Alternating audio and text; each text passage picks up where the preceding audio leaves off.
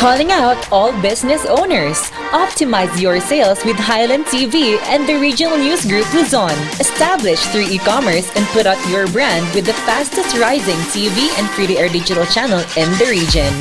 Be our partner and call us at 074-637-3947 or send us a message at rngluzon@gmail.com or via our Facebook page. Take your market to new heights with Highland TV.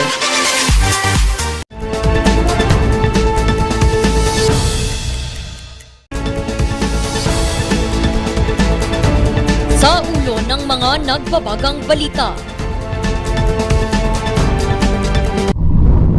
Optional na pagsusuot ng face mask, epektibo na. Milyon-milyong halaga ng droga nasabat sa Mountain Province. Pagpataw ng sintak sa mga junk food at soft drinks inalmahan. Top-notcher sa Engineering Board exam mula Baguio City kilalanin. At lolo natupad ang pangarap na makaakyat sa Mount Apo.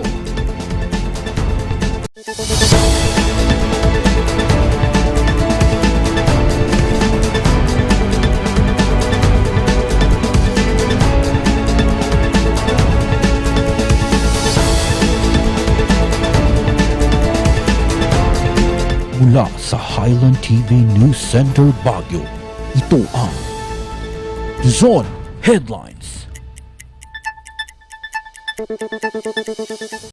Naimbaga malam amyanan na Luzon. Narito na ang mga bago at may init na mga balita. Muling hiniling ng mga opisyal ng Cordillera ang panawagang otonomiya sa ika-36 na pag-alala sa Sipat Peace Accord sa Cordillera. Magbabalita Sofia Pagaduan.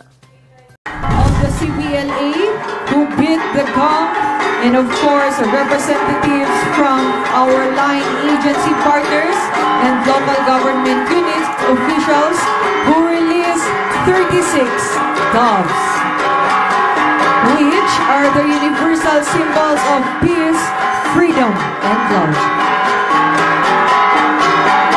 Thank you very much. Please proceed now to your seats.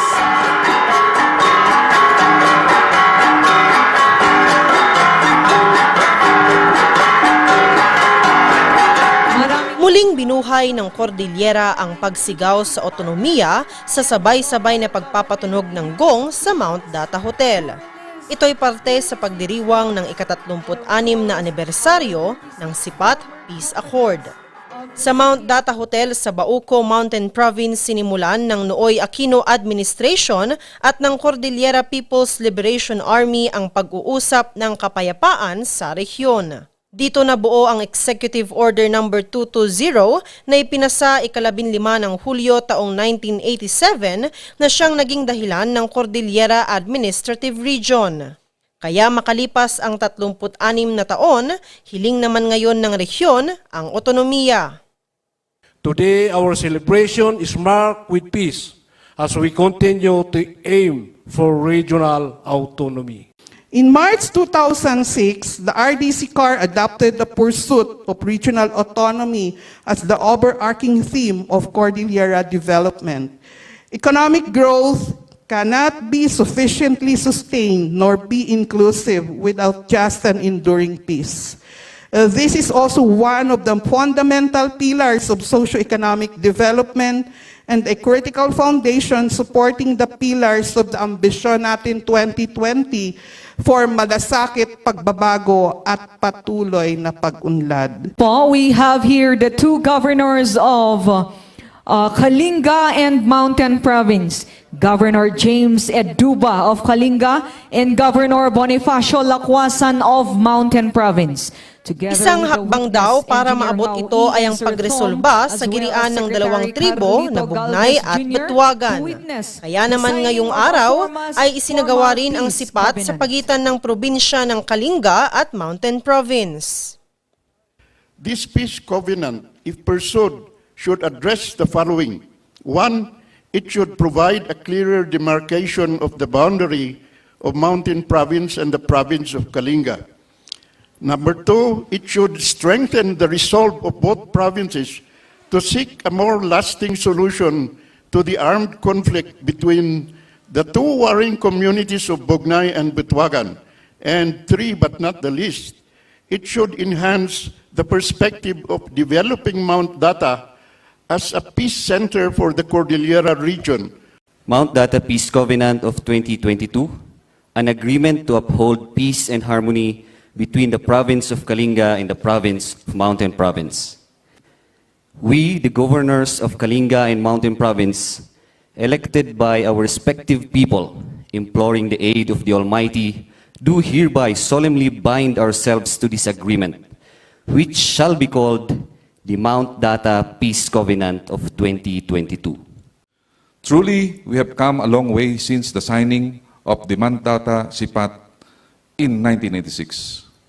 36 years after, the national government continues to support our Cordilleran brothers and sisters march toward peace and development through the implementation of various programs, projects, and activities of the different agencies in tandem with the civil society organization and grassroots level organization.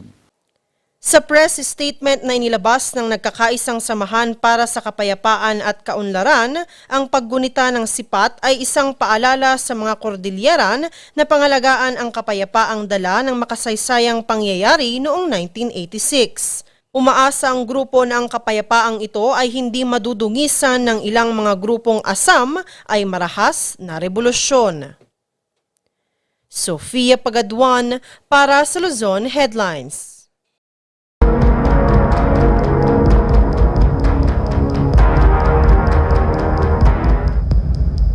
Epektibo na ngayong araw ang optional na pagsusuot ng face mask sa Baguio City.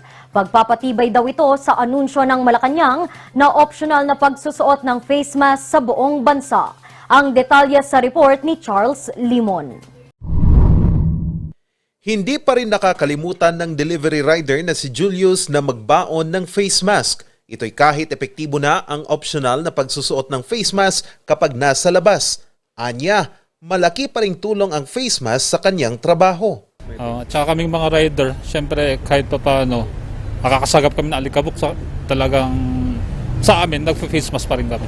Pero si Justine, kampante ng walang suot na face mask kapag nasa labas. Okay naman na na magtanggal ng face mask kasi medyo maluwag naman na tayo eh, 'di ba? Nakikita naman natin na medyo yung case ng COVID-19 is bumababa na din, 'di ba?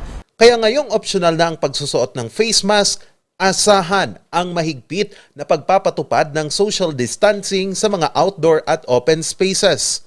Kung may time man na may ilalabas na ordinance or order na pwede nang magtanggal, maybe yun na siguro nila mapapractice na pwedeng tanggalin na yung face mask. Pero so far ngayon pa, naka-face mask po ang ating mga netizens dito sa Baguio.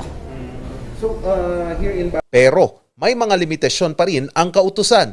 Kailangan pa rin kasi ang pagsusuot ng face mask sa loob ng pampublikong mga sasakyan at mga pampubliko o pribadong mga establishmento.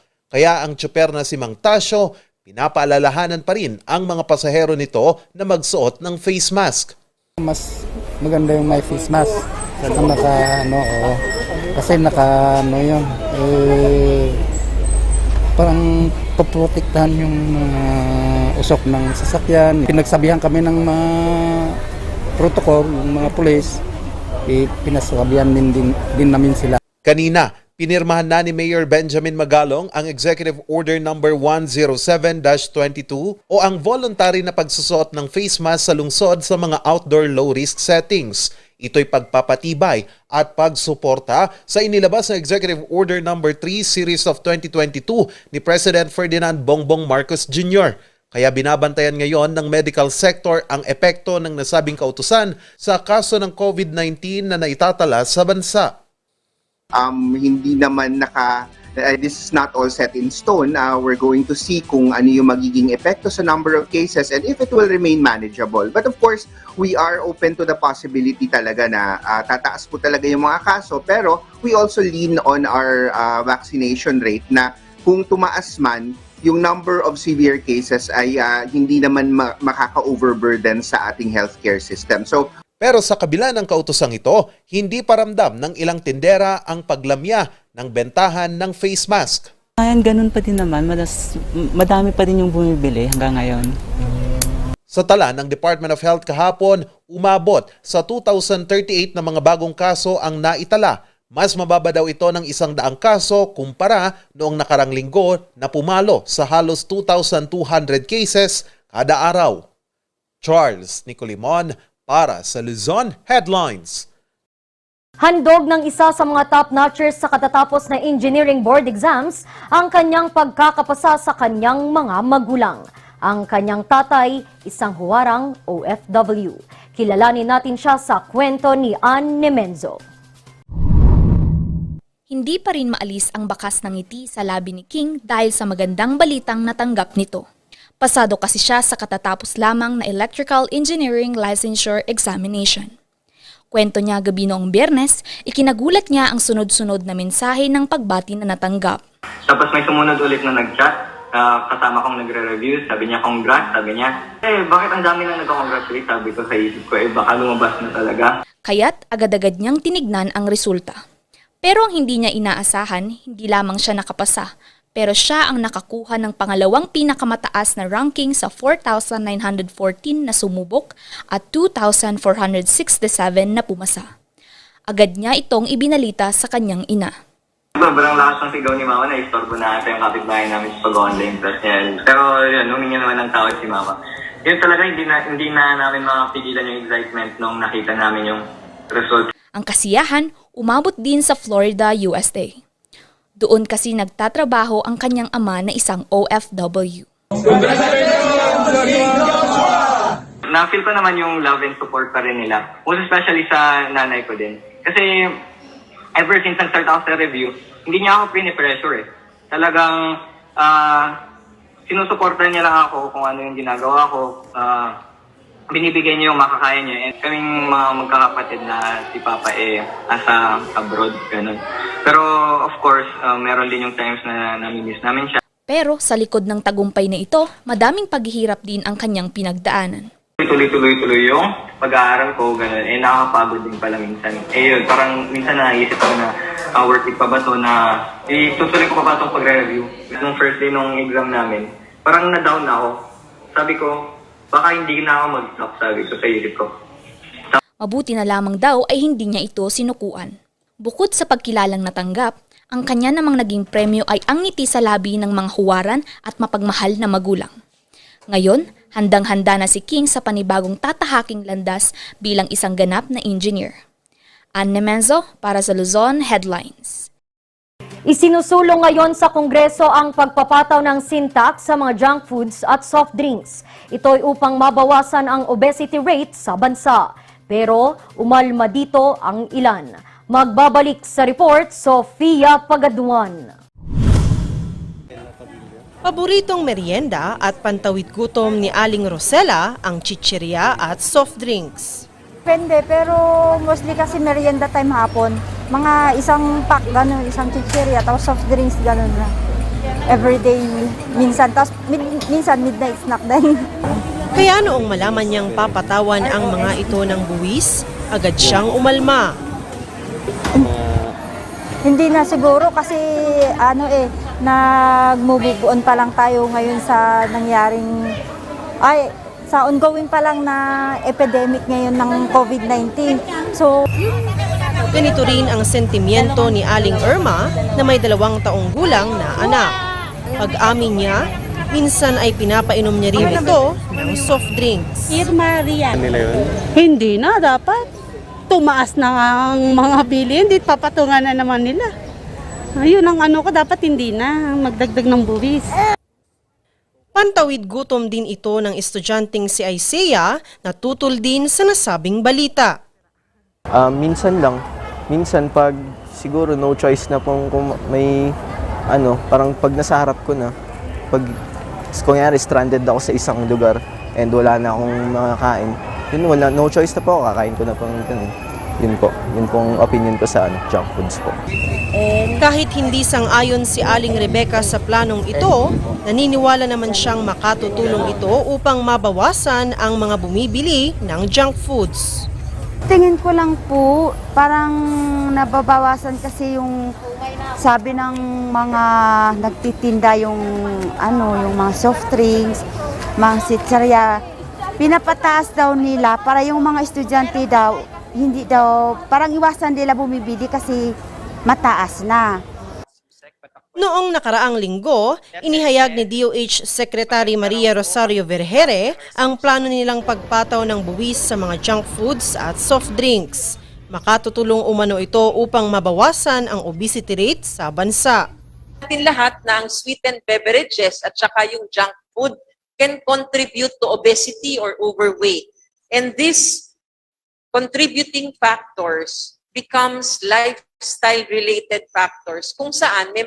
Base sa report na inilabas ng UNICEF ngayong taon, nasa 27 milyong Pilipino ang overweight at obese.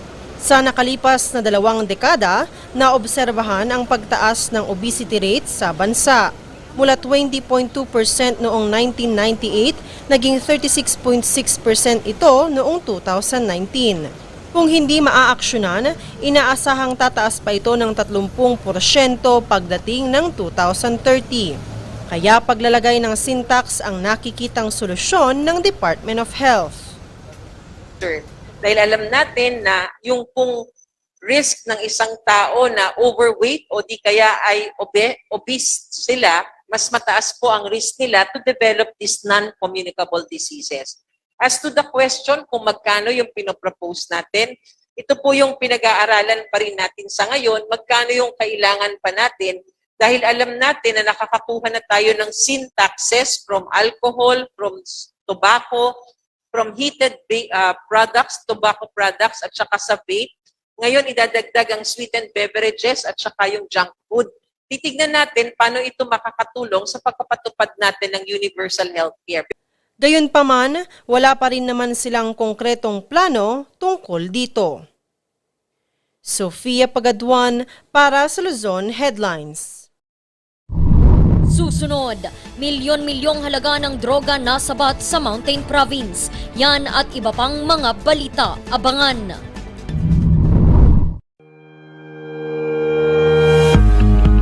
The Baguio Country Club, the first and only 5-star mountain resort in the Philippines, is fully equipped and ready to welcome you back. The club has thoroughly worked on adapting to the new normal. The usage of any of the facilities and amenities of the club is governed with specific rules, regulations, and procedures in accordance to the medical, physical distancing, and disinfecting protocols.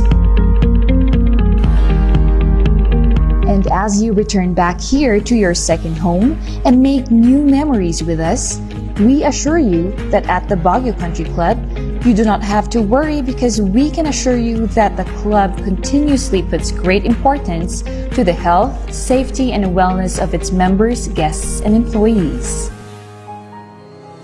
Coronavirus. Dahil dito, may mga bagay na hindi mo na magagawa.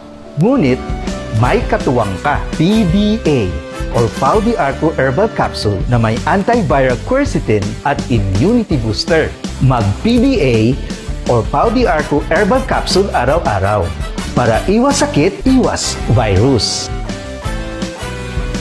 PDA. Proteksyon, depensa, alay sa kalusugan. PDA or Pau de Arco Herbal Capsule is available in all leading drugstores nationwide. Another quality product of Aldrich Corporation.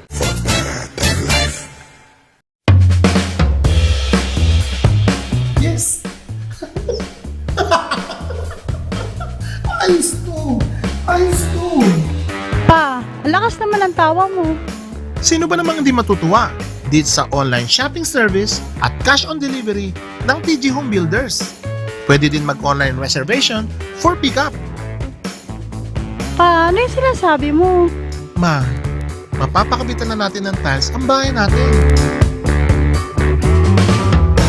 Pa, baka naman pwede mong isabay yung bubong ng bahay natin. Para sa quality construction materials, mag-TG Home Builders. Main warehouse and showroom at number 75 Ferguson Road, Gisad, Baguio City. Bucaucan Branch at number 73 Bucaucan Road, Baguio City. Marcos Branch at KM3 Marcos Highway, Baguio City. Sales Office Branch at number 221 Atab Marcos Highway, Baguio City. La Trinidad Branch at KM6 Batag, La Trinidad. And Urdaneta Branch at MacArthur Highway, Urdaneta City. TG Home Builders. We turn houses into homes. Ang maagang konsultasyon ay mahalaga sa pagpuksa ng sakit na dengue. Ngunit, ang tanong ng sambayanan, sapat nga ba ito? Masigasig, maliksi, protektado at mapagmatyag, yan ang dapat mong taglayin. Hanapin ang pinagpupugaran at wasakin ito. Hello? Nahanap ko na po yung nungga. Kailangan ko na po kayo. Sige po, Master. Suportahan ng fogging at spray. Katapusan mo na, mosquito man. Bulok, maliliit at hindi ba malusog ang inyong mga halaman? Omega Green ang kasagutan. Ihalo lang ang 2 kutsara nito sa isang maliit na container at kaunting tubig. Pagkatapos ay ihalo sa knapsack sprayer at pwede na itong spray sa mga pananim. Meron itong nitrogen, phosphorus, magnesium, copper at zinc na tumutulong sa pagpapaganda at pagpapabilis ng tubo, pagpapanatili ng nutrisyon, mas malagong mga dahon at panlaban sa mga sakit ng mga halaman. Hindi rin ito nakasasama sa kapaligiran. Pwede rin ito sa kahit anong klase ng halaman, mapa highland crops o lowland crops. Omega Green by Encam Agri-Marketing, the ultimate friend of farmers.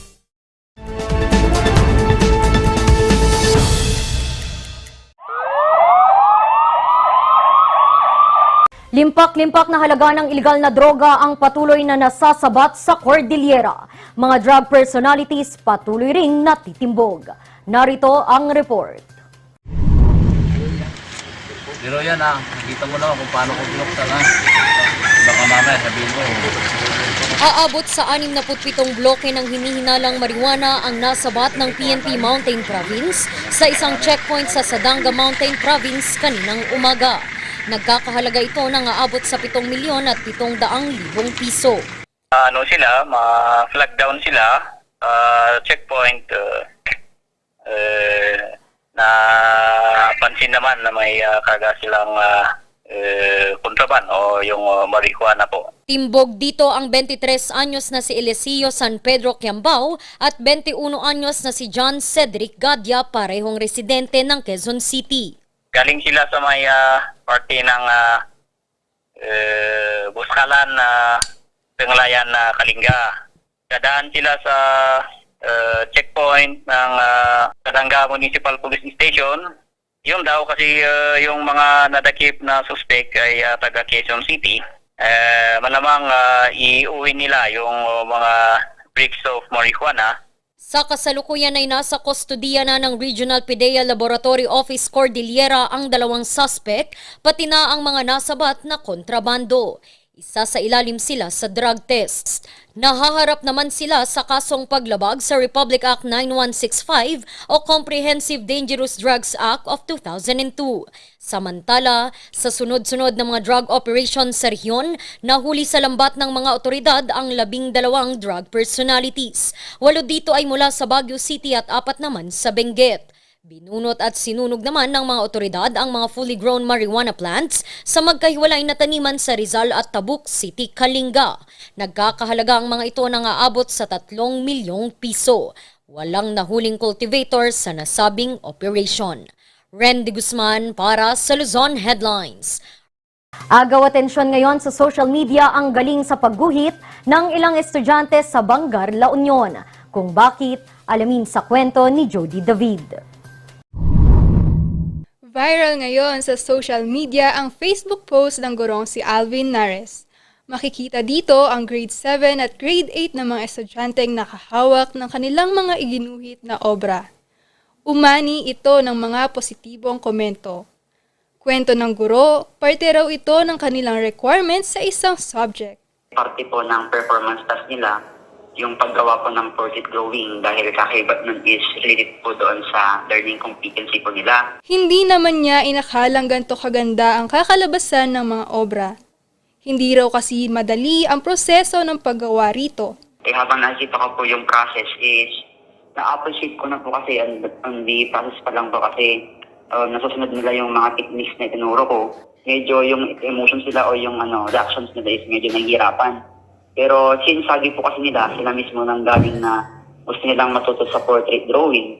So, in-integrate ko po yung lesson ko po doon sa portrait drawing. And nung natapos, yung outcome po nila, And nung sa post ko pa lang po, marami ng mga reacts and hearts and na-appreciate po nila and nagulat din po sila. Suportado naman ng Parents and Teachers Association ang kanilang paaralan sa ganitong mga aktibidad. They are willing to provide naman po sa mga anak nila yung mga basic or fundamental needs po ng nakakailanganin po sa visual arts. Para sa kanya, isang malaking hakbang ang ganitong mga aktibidad para mamulat ang mga estudyante sa iba't ibang mga paraan ng pagpapahayag ng mararamdaman at talento. Malaki rin umano ang magagawa nito sa paghubog sa bagong henerasyon ng mga susunod na alagad ng sining. Jody David para sa Luzon Headlines.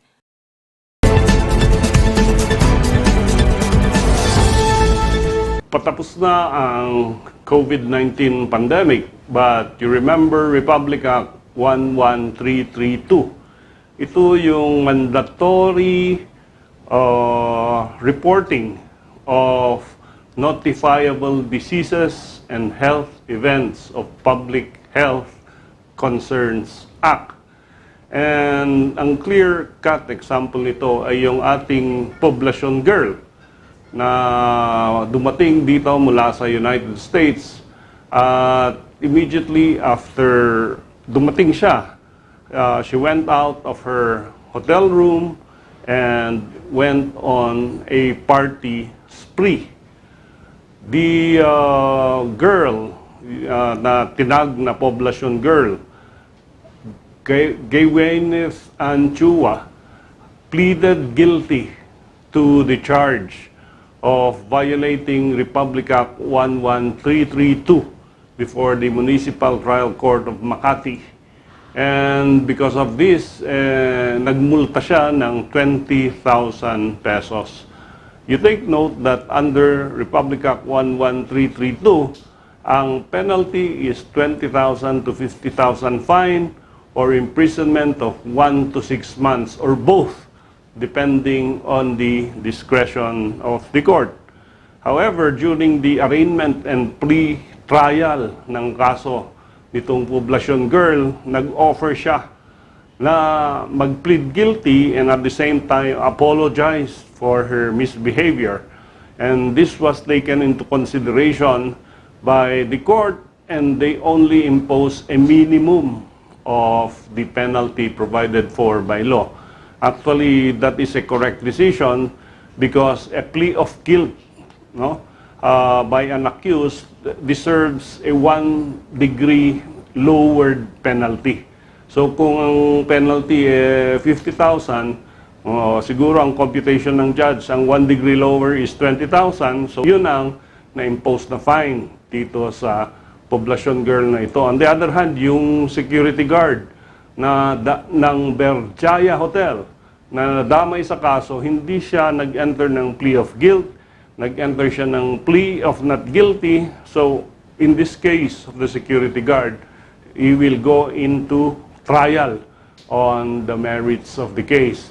Insofar as the hotel is concerned, the hotel was penalized in the amount of 13,200 pesos for the quarantine breach. Yung kanilang operations has been suspended for 2 months. From the date the issuance of the order of suspension came out. So yun na yung pinaka-latest na update doon sa ating violation of Republic Act 11332.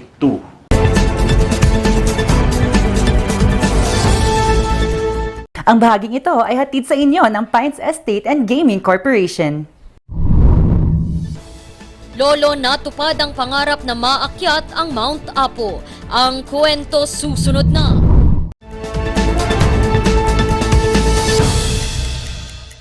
Ang maagang konsultasyon ay mahalaga sa pagpuksa ng sakit na dengue. Ngunit, ang tanong ng sambayanan, sapat nga ba ito? Masigasig, maliksi, protektado at mapagmatyag, yan ang dapat mong taglayin. Hanapin ang pinagpupugaran at wasakin ito. Hello? Nahanap ko na po yung nungga. Kailangan ko na po kayo. Sige po, Master. Suportahan ng fogging at spraying. Katapusan mo na, mosquito man.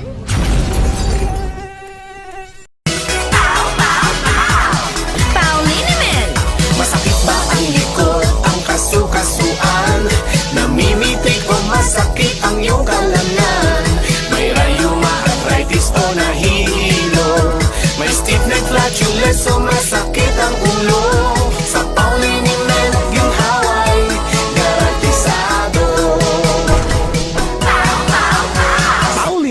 isang pahid ka lang. Dahil walang out sa POW! Sa milk din ng batang 90s, tara't atin lang i-try. Ang batang 90s milk tea, di ka magsisisi, promise. Sa milk din ng batang 90s. Bazaar Music offers a complete line of musical instruments.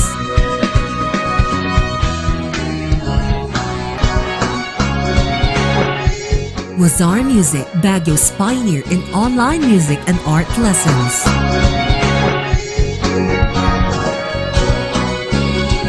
Bazaar Music, bringing music closer to your hearts.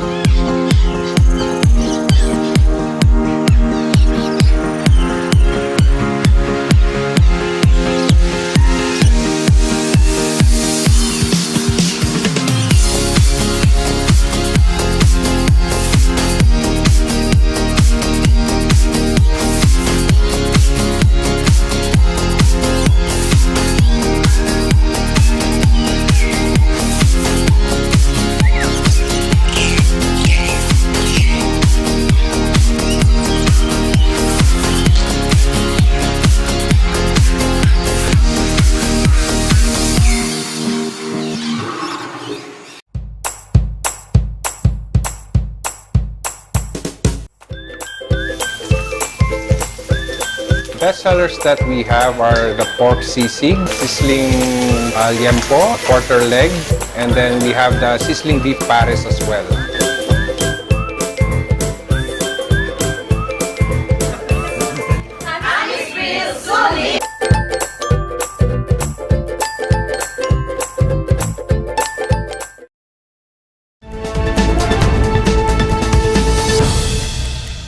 Hindi naging hadlang ang edad ng isang 83 taong gulang na lolo mula Davao City na maakyat ang pinakamataas na bundok sa Pilipinas. Kilalanin natin siya sa kwento ni Sofia Pagaduan.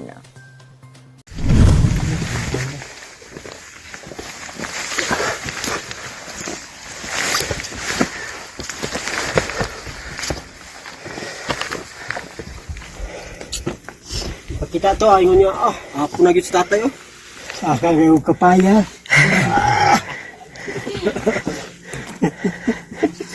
Kabayas tayo, katang malay liso. Kabayas, tumay liso.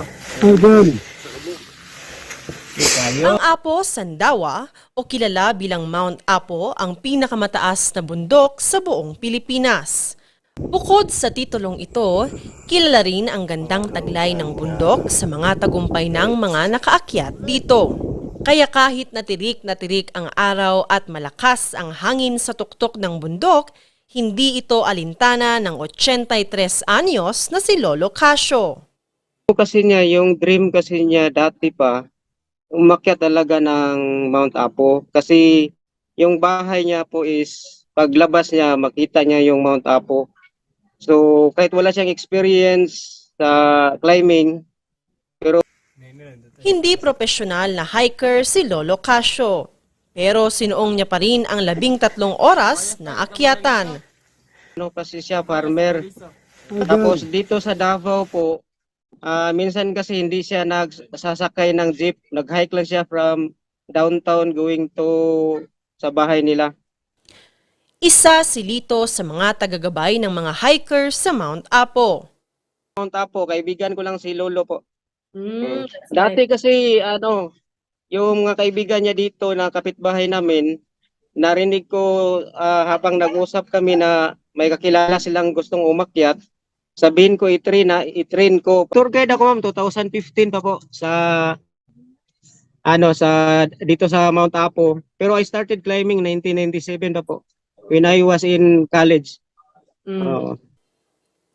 Kwento niya, hindi siya makapaniwala na siya ang inimbita ni Lolo Casio upang gumabay sa kanya paakyat ng Mount Apo. Marami umano siyang mga magagandang karanasan sa kanilang pag-akyat. Moments, yung first day namin, umakyat kami, mga ilang day namin, 4 hours. Nakuha namin ng 4 hours din. Yung second day na po, yun ang pinakamatagal, almost 13 hours. Dahil kabababa pa lamang ni Lolo Casio kahapon, ramdam ang pagod sa kanyang katawan. Gayunpaman, masaya siya sa kanyang naabot na tagumpay. Mayo man. Masaya daw siya, ma'am. And then, good yung feeling niya na nakaakyat siya ng Mount Apo. Payo ng tour guide na si Lito sa mga nais mag-hiking sa Mount Apo. Mental at saka emotional po. Yung 3 po, physical, involves jogging, hiking, mental. Kailangan talaga pag umakyat ka, wala ka nang obligasyon. Ganyan ko lang sila pagkakangap to sa Mount Apo. Okay. Tapos, aron makita nila ang usa ka aruhay sa taas. Ma'am, ang niya, sinabi niya na encourage siya yung mga kabataan at saka yung kahit hindi mountaineers po na umakyat. Ang importante yung goal at saka determination po na akyatin yung pinakatuktok. Patunay si Lolo Casio na hindi hadlang ang edad sa pagkamit ng iyong mga pangarap. Sa determinasyon, tatag at pagpupursiging kanyang pinakita, magsilbi sana siyang inspirasyon sa mga susunod na henerasyon. Sofia Pagaduan para sa Luzon Headlines. At yan ang mga balitang nakalap ng Luzon Headlines ngayong araw. Muli, maraming salamat at magandang gabi sa ating lahat.